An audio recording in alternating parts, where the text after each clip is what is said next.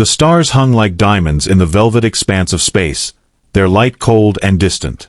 The planet below was a swirling mass of greens and blues, its surface teeming with life that had evolved over billions of years. Yet none of this beauty mattered to the warrior as he stood on the edge of the alien vessel's observation deck. His armor bore the scars of countless battles, scratches from claws, burns from energy weapons, dents where fists had struck too hard. He was not just any human. He was one of Earth's finest, chosen for missions deemed impossible by lesser men. But now, here he was, captured, not defeated, but captured, and standing before an enemy so vast, so incomprehensible, that it made his chest tighten with something more primal than fear. The air inside the ship was thick with an unfamiliar scent, metallic yet tinged with sweetness, like blood mixed with honey. It clung to him, seeping into his pores, making every breath feel heavier than the last. Around him, towering structures of organic design loomed, pulsating faintly as if alive. The walls shimmered with veins of bioluminescent light, casting eerie shadows across the floor. Strange sounds echoed through the corridors, clicks, hums, and low rumbles that seemed almost conversational. This place wasn't built, it grew. And at its heart lay the throne room of the alien queen herself. She appeared suddenly, emerging from a shadowy alcove like smoke coalescing into form. Her presence filled the chamber instantly, commanding attention without effort. She was enormous, her body sleek and serpentine, covered in iridescent scales that shifted colors depending on how the light hit them. Her eyes glowed with an inner fire, twin suns burning in sockets far too large for her elongated skull. Antennae twitched atop her head, sensing everything around her. The vibrations in the air, the tension radiating off the warrior, even the subtle changes in his heartbeat. Her tail swayed lazily behind her, tipped with a barbed stinger that dripped venom onto the polished floor. Each drop sizzled slightly as it touched down, leaving tiny craters in its wake. When she spoke, her voice reverberated through the chamber, resonating deep within the warrior's bones. It was melodic yet menacing, layered with undertones that no human throat could replicate. "You are brave," she said, tilting her head to study him closely. "Or perhaps foolish. To come so far alone, knowing you would likely die." A forked tongue flickered between razor-sharp teeth, tasting the air. "Tell me, little human, what name do your kind give you?" For a moment, he considered refusing to answer.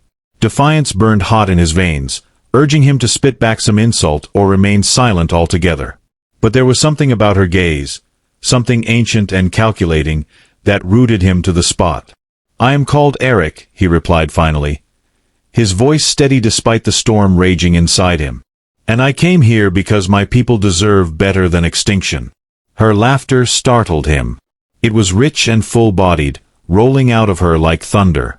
"Extinction? Oh, dear child, you misunderstand entirely." She circled him slowly, her movements fluid and deliberate. "Your species is not destined for annihilation. Not yet, anyway. No, you are merely amusing. Fragile creatures who cling to life with such desperation, building empires only to tear them apart again. You wage wars over lines drawn in dirt, hoard resources while others starve, and call yourselves intelligent."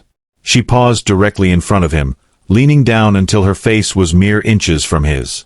"And yet, here you stand, defiant even in captivity. How quaint." Aric clenched his fists, fighting the urge to lash out.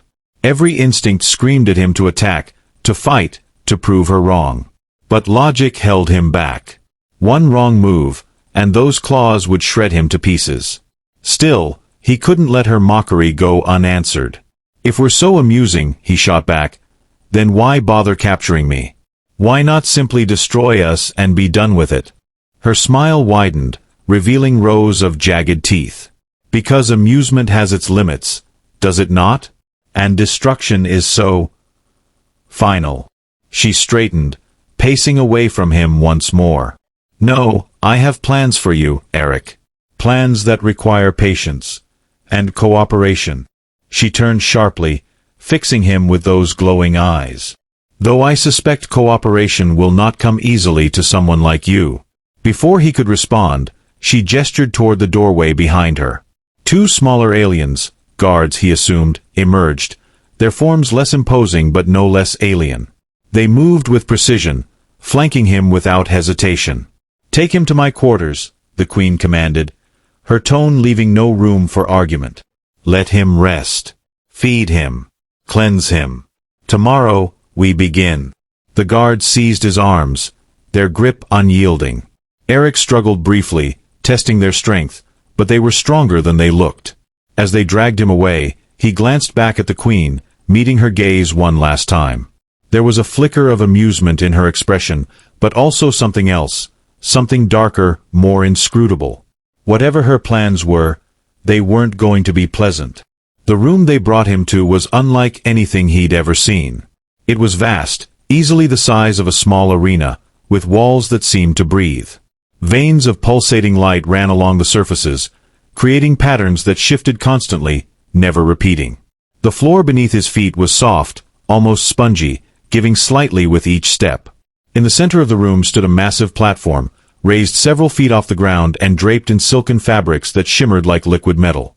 Pillars spiraled upward from the corners of the platform, twisting together high above to form a canopy adorned with glowing orbs.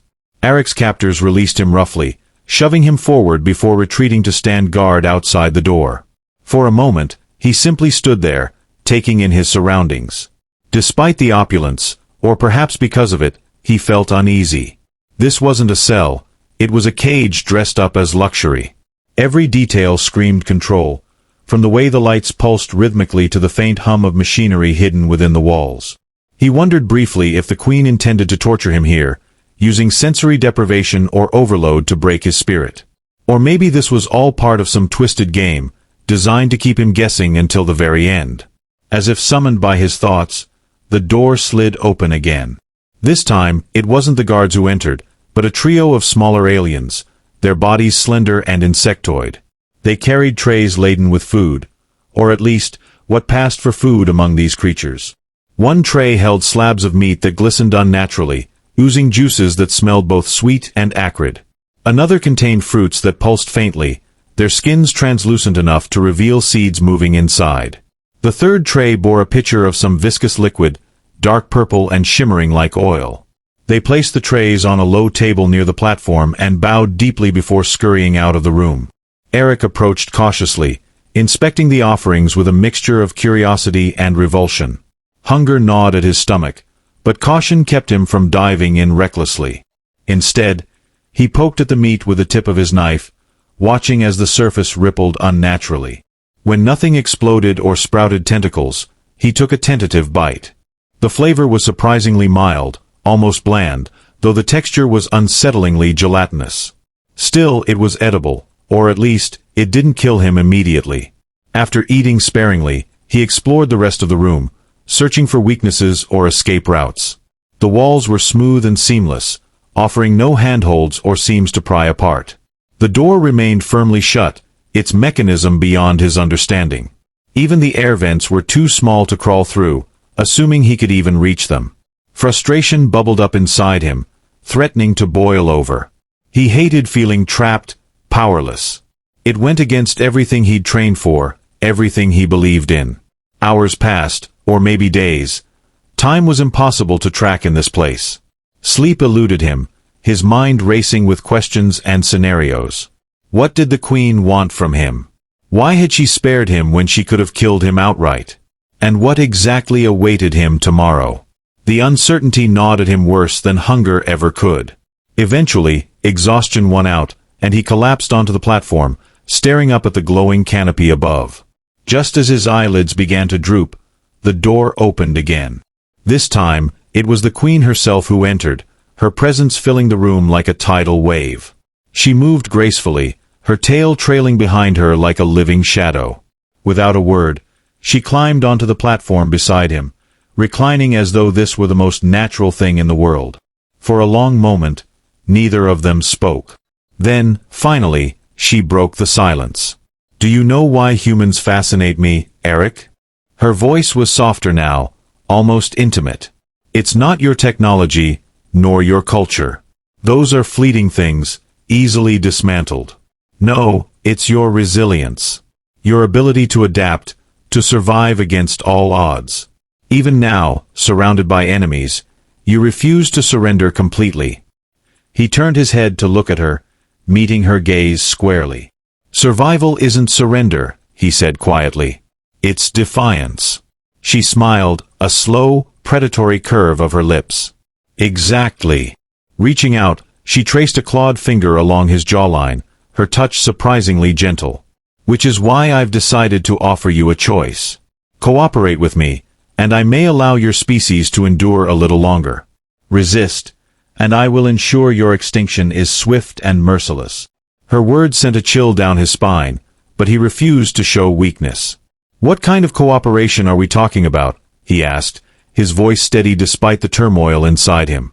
Her smile widened, revealing those gleaming teeth once more. That, my dear warrior, is a story for another time. Morning, or what passed for morning aboard the alien vessel, arrived without fanfare. Aric woke to find himself still lying on the platform, the Queen nowhere in sight. For a brief moment, he entertained the hope that everything had been a nightmare, that he was safe back on Earth, surrounded by familiar faces and landscapes. But the reality of his situation quickly asserted itself.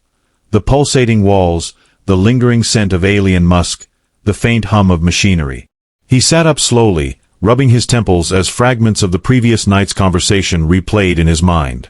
The Queen's words haunted him. A choice. She had offered him a choice, though the specifics remained frustratingly vague. What did she want from him? What kind of bargain could she possibly propose that wouldn't involve betrayal or sacrifice? And yet, there was no denying the undercurrent of sincerity in her tone. She wasn't toying with him. Not entirely. There was purpose behind her actions, a plan she hadn't fully revealed. As if on cue, the door slid open again, admitting a procession of alien servants. They carried fresh clothing, tools, and instruments that looked disturbingly medical. One of them, a spindly creature with too many limbs, approached him hesitantly, holding out what appeared to be a robe woven from threads of pure light. Aric stared at it warily, unsure whether to accept or resist. Finally, he relented, slipping it on over his battered armor. The fabric was impossibly soft, clinging to his skin like a second layer. It shifted colors subtly as he moved, mimicking the hues of his surroundings. The other servants busied themselves around him, cleaning his wounds, trimming his hair, and polishing his boots. Their ministrations were efficient but impersonal, devoid of warmth or empathy. When they finished, Aric barely recognized himself in the reflective surface of the wall. Gone was the grizzled warrior. In his place stood someone poised, almost regal. The transformation unsettled him, though he couldn't pinpoint why. Perhaps it was the realization that he was being prepared for something significant, something ceremonial. When the preparations were complete, the servants retreated, leaving him alone once more. Minutes stretched into hours, each tick of the unseen clock amplifying his anxiety. He paced the room restlessly, rehearsing arguments and counter-arguments in his head. If the Queen truly intended to negotiate, he needed to be ready. He needed to understand her motives, her weaknesses. Only then could he turn the tables in his favor.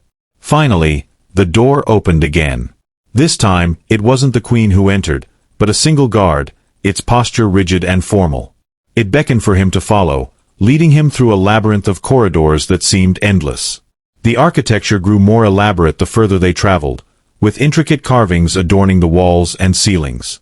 Strange symbols glowed softly, their meanings lost on him but undeniably powerful. At last, they arrived at a massive set of double doors, carved from a material that resembled bone. The guard pushed them open, revealing a grand hall unlike anything Aric had seen before. The ceiling soared impossibly high, supported by columns that twisted like vines. At the far end of the hall sat the Queen, perched atop a throne that seemed grown rather than constructed. Surrounding her were dozens of other aliens, their forms varying wildly in size and shape. Some were humanoid, others insectoid or reptilian. All of them watched him with unblinking eyes as he approached. When he reached the base of the dais, the Queen rose to her feet, descending gracefully until she stood mere steps away. Her gaze bore into him, searching, evaluating. "Today," she said, her voice carrying effortlessly across the hall, "you will prove yourself worthy, or unworthy of my trust." Aric swallowed hard, steeling himself for whatever trial lay ahead. The queen's words hung in the air like a challenge, sharp and unyielding. Her eyes glimmered with an intensity that made Aric's skin prickle.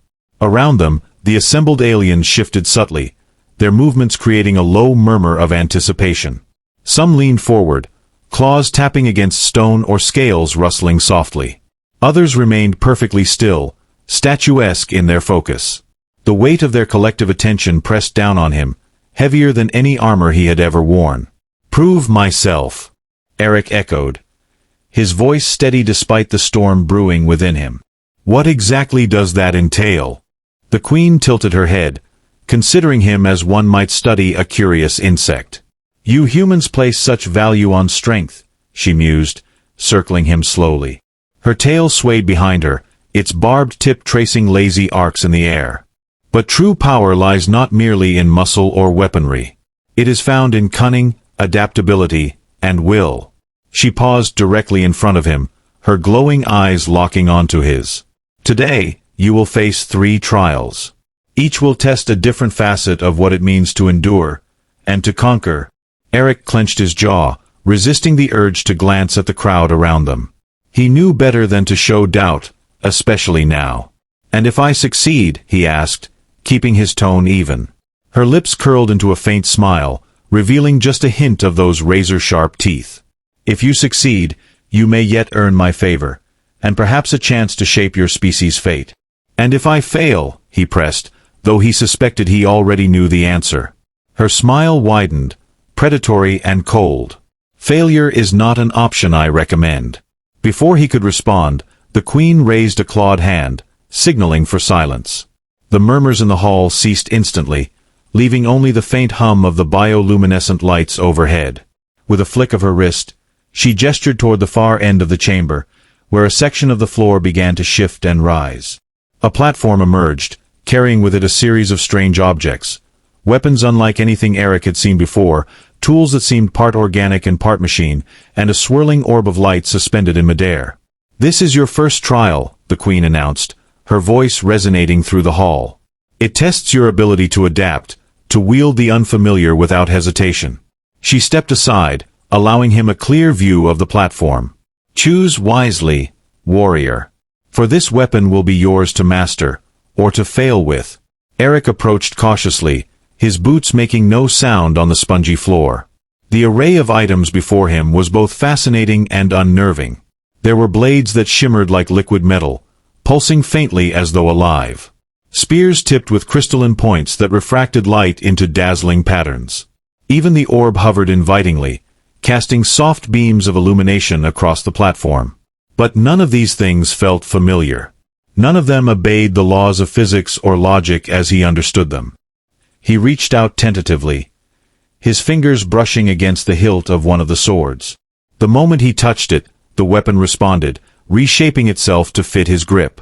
Its surface rippled, flowing over his hand like water before solidifying into a sleek, curved blade. The sensation was strange but not unpleasant, as though the weapon recognized him, and approved.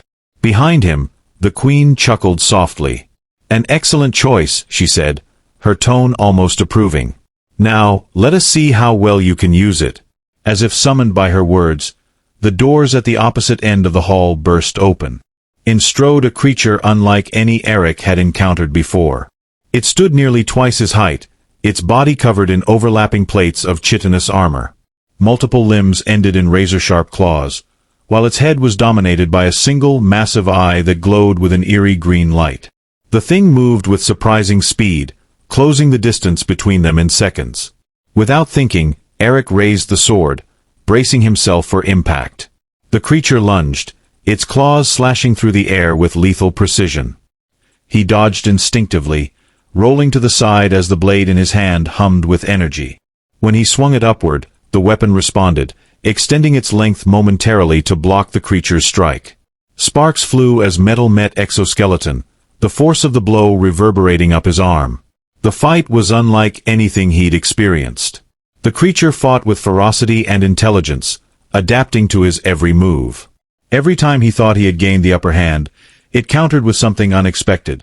A feint, a sudden burst of speed, or a secondary attack from one of its many limbs. Sweat poured down his face as he struggled to keep pace, his muscles burning with exertion. But the sword was more than just a tool. It seemed to anticipate his needs, shifting and reshaping itself to match his intentions. When he needed reach, it elongated. When he required defense, it thickened into a shield-like barrier. And when he struck, it pulsed with energy, amplifying the force of his blows. Finally, after what felt like hours, Aric saw an opening. The creature reared back, preparing for another lunge, exposing a vulnerable gap in its armored plating. Summoning every ounce of strength he had left, he drove the blade forward, piercing the creature's chest. It let out a deafening screech, thrashing wildly before collapsing in a heap. The room fell silent, save for the sound of Aric's ragged breathing. "Well done," the queen said, stepping forward to inspect the fallen creature. "You have proven yourself capable of wielding the unknown. But adaptation is only the beginning." She gestured toward the platform again, and this time, the remaining objects began to rearrange themselves. The weapons sank into the floor, replaced by a series of intricate puzzles and devices. One looked like a lattice of interlocking rings, each inscribed with alien symbols. Another resembled a floating sphere of liquid metal, shifting and reforming constantly. A third appeared to be a map of some kind, etched onto a translucent screen that hovered in midair. "Your second trial," the queen continued, her voice taking on a sharper edge, "tests your mind. Intelligence alone will not suffice here. You must think beyond the constraints of your limited perspective." Aric hesitated, studying the new challenges before him. They seemed designed to overwhelm, to push him to the brink of frustration. Yet there was a method to their madness, a pattern waiting to be deciphered. He chose the lattice of rings first, picking it up carefully. As soon as his fingers closed around it, the object began to vibrate, the symbols glowing faintly. He turned it over in his hands, searching for a starting point. Minutes ticked by, then hours. The puzzles resisted his efforts at every turn, forcing him to rethink his assumptions and approach problems from angles he hadn't considered. The floating sphere proved particularly vexing, its form constantly changing, defying logic. But slowly, painstakingly, he began to unravel their secrets. Patterns emerged, connections clicked into place. By the time he completed the final puzzle, a complex sequence involving all three devices, he was trembling with exhaustion, his mind stretched thin. "You are resourceful," the queen admitted, her expression unreadable. "But intelligence without purpose is hollow. Your final trial awaits." With a wave of her hand, the platform descended back into the floor, leaving the chamber empty once more. This time, however, the doors did not open. Instead, the walls themselves began to shift, the bioluminescent veins dimming until the room was plunged into near darkness. From the shadows emerged figures, dozens of them, humanoid in shape but distorted, their faces obscured by masks of bone and metal. They surrounded him, forming a tight circle that left no room for escape. "These are echoes," the queen explained, her voice echoing eerily in the dim light. "Fragments of memories, fears, and regrets. They will test your resolve, the strength of your spirit. Face them, warrior. Conquer them, or be consumed." The figures advanced, their movements synchronized, deliberate. As they drew closer, Aric felt a chill run down his spine. Something about them felt wrong. Not dangerous in the physical sense, but invasive, as though they sought to burrow into his mind and tear apart the very fabric of who he was. One of the figures reached out, its gloved hand brushing against his shoulder. Instantly, images flooded his mind, flashes of battles lost, comrades fallen, decisions made in desperation. Pain, guilt, anger, they surged through him like a tidal wave, threatening to drown him. He staggered backward, clutching his head, trying to shut out the onslaught. But the echoes didn't stop. They pressed in from all sides, their presence suffocating. Each touch brought another memory, another emotion, until he could barely breathe. He wanted to scream, to lash out, to flee, but there was nowhere to go. The room had become a prison of his own making, built from the fragments of his past. And yet, amidst the chaos, a spark of defiance ignited within him. These were his memories, yes, but they were also his scars, his lessons. He had survived worse than this. He had faced death and despair and come out the other side. Slowly, painfully, he forced himself to stand tall, to meet the echoes head-on. "I am not afraid of you," he growled, his voice raw but resolute. "You are nothing but shadows. Ghosts. You have no power over me." The echoes hesitated, their movements faltering. Encouraged, Aric pressed forward, confronting each figure in turn. He acknowledged their pain, their loss, but refused to let them define him. One by one, they dissolved into mist, their forms dissipating until only silence remained. When the last echo faded, the lights returned, bathing the chamber in a soft glow. The queen stood before him, her expression inscrutable. For a long moment, she simply stared at him, as though weighing his worth. Then, finally, she spoke. "You have endured," she said, her voice tinged with something akin to respect. "Few possess the strength to face their inner demons and emerge victorious. Fewer still have the courage to defy me." Aric straightened, meeting her gaze squarely. "I told you, I don't surrender." Her smile was enigmatic, neither fully pleased nor displeased. "Indeed. And now, warrior, we begin." Before he could ask what she meant, the ground beneath his feet trembled.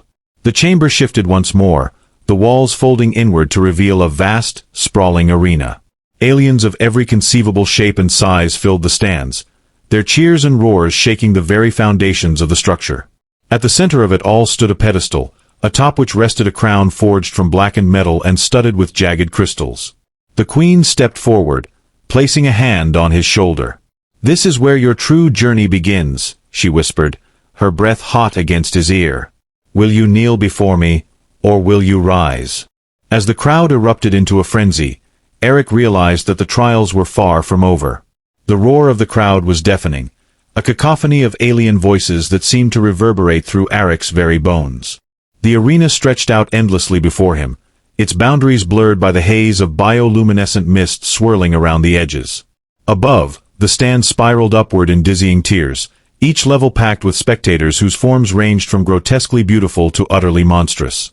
Their eyes gleamed with anticipation, their bodies shifting restlessly as if they could barely contain their excitement. At the center of it all stood the pedestal, and atop it, the crown, a jagged, ominous thing that pulsed faintly with an inner light. It wasn't gold or silver but something darker, more primal, like shadow forged into metal. The crystals embedded within it glinted malevolently, refracting the ambient glow into fractured beams that danced across the floor. To Aric, it looked less like a symbol of power and more like a trap waiting to snap shut. The queen's hand remained on his shoulder, her claws pressing lightly against his armor. Her presence was both comforting and suffocating, a reminder of the precarious balance he now walked. "This," she said softly, her voice cutting through the din, "is where legends are made, or broken." Aric turned to look at her, his expression guarded. "What do you want me to do?" he asked, though deep down, he already suspected the answer. Her smile was sharp, almost feral. "Claim it," she replied simply, gesturing toward the crown. "Prove to my people, and to yourself, that you are worthy of standing beside me." He hesitated, his gaze flicking between the queen and the crown. There was something wrong here, something beneath the surface that he couldn't quite grasp. Every instinct screamed at him to refuse, to back away while he still had the chance. But refusal wasn't an option, not when failure meant extinction for his species. Whatever this test truly entailed, he had no choice but to face it head-on. Taking a deep breath, Aric stepped forward, moving cautiously toward the pedestal. As he approached, the air grew heavier, charged with static electricity that crackled audibly. The crown seemed to pulse faster, its rhythm matching the pounding of his heart.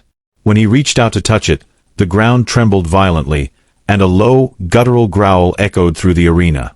From the shadows emerged a figure. No, not just one figure, but dozens. They materialized slowly, stepping into the light with deliberate movements. Each was clad in armor similar to his own, though theirs bore sigils and markings he didn't recognize. Their faces were obscured by helmets, but their postures radiated hostility. These weren't mere opponents. They were warriors, seasoned and lethal, their weapons drawn and ready. Aric froze, his hand hovering inches above the crown. The queen's voice rang out across the arena, commanding and cold. To claim what is offered, you must defeat those who would deny you. Only the strongest may ascend. The first warrior lunged without warning, swinging a blade that hummed with energy. Aric reacted instinctively, ducking under the strike and rolling to the side. His own weapon, the adaptive sword from the earlier trial, materialized in his grip, its familiar weight grounding him. He parried the next blow, sparks flying as metal clashed against metal. The warrior fought with precision and speed, forcing Aric to retreat step by step. But he wasn't alone. More warriors joined the fray, circling him like predators closing in on prey. Each attack came from a different angle, relentless and unyielding. Aric spun, dodged, and countered, his body moving on pure reflex. The sword responded to his will, reshaping itself to block strikes, extend his reach, or deliver devastating blows. Yet for every opponent he felled, two more took their place. Sweat poured down his face, stinging his eyes, as exhaustion began to creep in. His muscles burned, his lungs ached, and the constant barrage of attacks left little room for strategy. Desperation clawed at the edges of his mind, whispering that this was impossible, that he couldn't win.